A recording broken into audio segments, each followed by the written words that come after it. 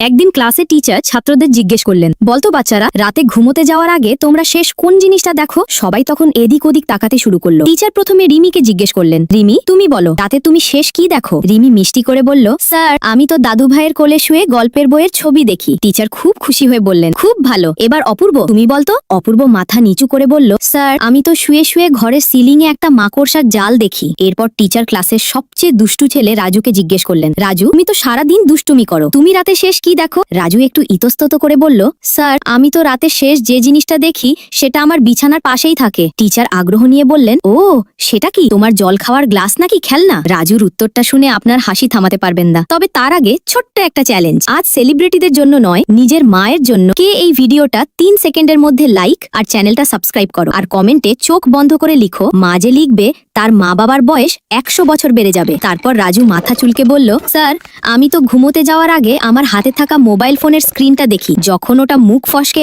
একদম আমার নাকের ওপর পড়ে যায়।